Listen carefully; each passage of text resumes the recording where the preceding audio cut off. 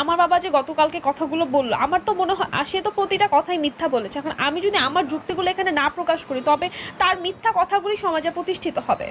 আমি মহামান্য হাইকোর্ট এবং জজ কোর্টে গিয়ে একটা কথাই বলেছি যে আমি সম্পূর্ণ স্বেচ্ছায় নিজের ইচ্ছায় খন্দকার মোশতাক আহমেদের কাছে এসেছে। আমাকে কোনো রকম ব্ল্যাকমেইল কিংবা জোর অপহরণ করা হয়নি।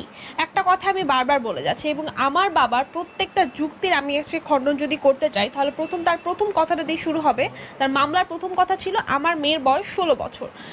সে গতকালকে অন দ্য রেকর্ড বলেছে যে আমার মেয়ের বয়স কত, আমার মেয়ের বয়সের জন্মসাল হলো 2004। ঠিক আছে, এই কথাটা আপনার সেও ক্লিয়ার করেছে, আমি এটা নিয়ে আর ডিটেলস বলবো না।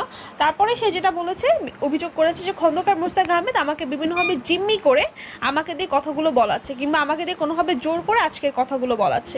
কিন্তু আমি তো আজকে নিজে এসেছি, এবং আপনারাই চলে আসেন আমাদের কাছে। আমরা তো আপনাদের কাছে যাচ্ছি না, আপনারা চলে আসেন, যখন তখন চলে আসেন। আমরা তো আমাদের বক্তব্য দিচ্ছি, এবং আমাদের প্রত্যেকটা বক্তব্যের প্রত্যেকটা লাইনে খুব বেশি পরিষ্কার করে বলছি যে আমি নিজের ইচ্ছায় গিয়েছি, আমাকে সে কোনো রকম জোর করেনি। আমার বাবা আরেকটা একটু আপনারা বারবার একটা ক্লিপ দিচ্ছেন যে আমরা আপনাদের কাছে যাচ্ছি।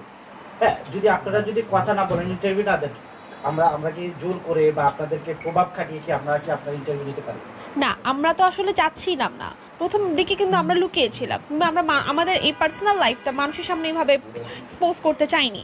কিন্তু দেখা যাচ্ছে যে চারদিকে এত মিথ্যাচার উঠে যাচ্ছে, এবং আমার বাবা যে গতকালকে কথাগুলো বললো, আমার তো মনে হয় সে তো প্রতিটা কথাই মিথ্যা বলেছে। এখন আমি যদি আমার যুক্তিগুলো এখানে না প্রকাশ করি, তবে তার মিথ্যা কথাগুলি সমাজে প্রতিষ্ঠিত হবে।